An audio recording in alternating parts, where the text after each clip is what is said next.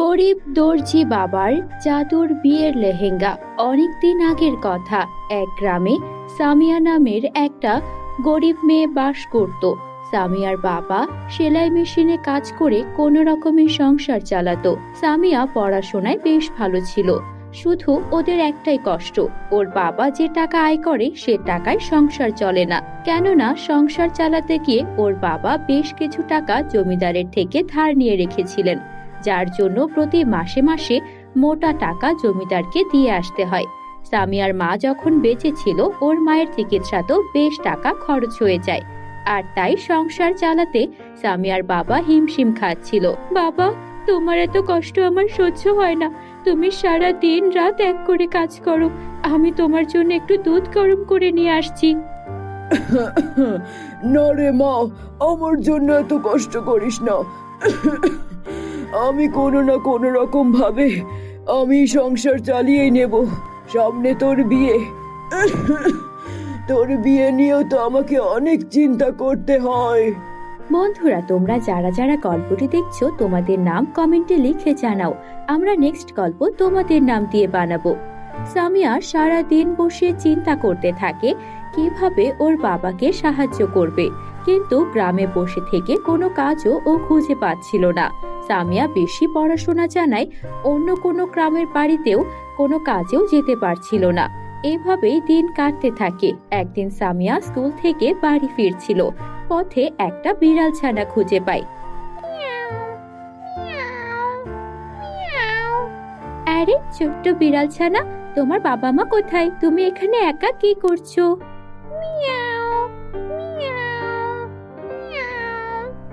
আরে বিড়াল ছানাটার মনে হয় কেউ নেই, ও হয়তো এতিম। বাবা মা না থাকলে অনেক কষ্ট হয়। দাঁড়াও বিড়াল ছানা, তোমাকে আমি আমার সাথে আমার বাড়িতে নিয়ে যাব। তারপর সামিয়া বিড়াল ছানাটাকে ওর সাথে করে বাড়িতে নিয়ে আসে, আর বাড়িতে থাকা অল্প একটু দুধ বিড়াল ছানাটাকে খাইয়ে দেয়। রাতে বিড়াল ছানাটাকে সাথে নিয়ে ঘুমায়। এদিকে রাত জেগে সামিয়ার বাবা সেলাই করছিল। সামিয়ার বাবা বলছিল, মেয়েটার বিয়ে ঠিক করেছি, বিয়েতে ওকে কি জামা উপহার দেব, কিভাবে বরযাত্রীর আপ্যায়ন করব, কিছুতেই মাথায় আসছে না। 1,00,000 টাকা ছেলে পক্ষকে দিতে হবে, সেটাই বা কিভাবে দেব? আমার মেয়েটাকে আমি কিভাবে বরের হাতে তুলে দেব?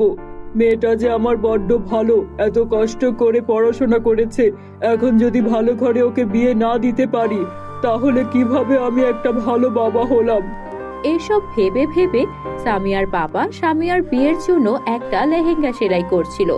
তখন পুরো রাত পার হয়ে যায়। লেহেঙ্গা সেলাই করতে করতে সামিয়ার বাবা সেই জামাটার উপরই ঘুমিয়ে পড়ে। সামিয়া আসলে যে বিড়ালটাকে নিয়ে এসেছিল সেটা ছিল একটা জাদুর বিড়াল। জাদুর বিড়াল সামিয়ার বাবার সব কথা শোনে, আর রাতে সে বেরিয়ে আসে সামিয়ার কাছ থেকে। এসে সে জাদু করতে থাকে। বিড়ালের জাদুতে সামিয়ার বাবার বানানো সেই বিয়ের লেহেঙ্গাটা জাদুর লেহেঙ্গা হয়ে যায়। আমি এই বিড়াল ছানা যাকে আমাকে আদর করে নিয়ে এসেছে সামিয়া, সামিয়াকে আমি সাহায্য করব যেন সামিয়ার বাবাও ভালো থাকে। বিড়াল ছানার জাদুতে যখন সেই বিয়ের লেহেঙ্গাটা জাদুর লেহেঙ্গা হয়ে যায়, পরদিন সামিয়াকে ওর বাবা লেহেঙ্গাটা পরতে বলে। মামুনি, এই লেহেঙ্গাটা পরো তো, আমি তোমার বিয়ের জন্য এটা বানিয়েছি, পরে দেখো।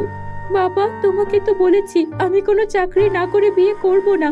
কেন আমার বিয়ে নিয়ে তুমি এত মাতামাতি করছো? কেন তুমি ছেলে পক্ষকে কথা দিয়েছো যারা কিনা যৌতুক চায় 1,00,000 টাকা? আমি কোনো বিয়ে করতে পারবো না, আগে আমি চাকরি করব, তারপর বিয়ে করব। আচ্ছা ঠিক আছে, বিয়ে করতে হবে না, লেহেঙ্গাটা তো একবার পর মা, কত কষ্ট করে বানিয়েছি। সামিয়া ওর বাবার কথা মতো বিয়ের লেহেঙ্গাটা পরে নেয়। তারপর বলে, লেহেঙ্গা তো পরলাম, যদি এত সুন্দর লেহেঙ্গার মতো আমাদের জীবনটাও সুন্দর হতো, আমাদের বাড়িটা একটা সুন্দর বাড়ি হয়ে যেত, আর আমাদের কাছে অনেক টাকা থাকতো, যেই টাকা থাকলে আমি পড়াশোনা চালিয়ে গিয়ে পরে বড় চাকরি করতে পারতাম। এতটুকু বলা মাত্রই সেই বিয়ের লেহেঙ্গা থেকে আলো বেরোতে থাকে, আর পুরো বাড়িটা সুন্দর একটা বাড়িতে রূপান্তরিত হয়, আর ওদের সামনে অনেক অনেক টাকা চলে আসে। তখন বিড়াল ছানাটা বলে, ভয় পেও না, আমি জাদু করেছি, আমি জাদুর বিড়াল ছানা, আমাকে তুমি নিয়ে এসেছো তাই আমি তোমাকে সাহায্য করলাম। সামিয়া অনেক খুশি হয়, সাথে ওর বাবাও। আর এভাবেই জাদুর বিড়াল ছানার জাদুর কারণে সামিয়া ওই বিয়ের লেহেঙ্গার সাহায্যে ওর জীবন আর ওর বাবার জীবন সুন্দর করে গুছিয়ে ফেলে। বন্ধুরা, আমাদের চ্যানেলে নতুন হলে চ্যানেলটিকে সাবস্ক্রাইব করতে ভুলো না যেন। Bye bye.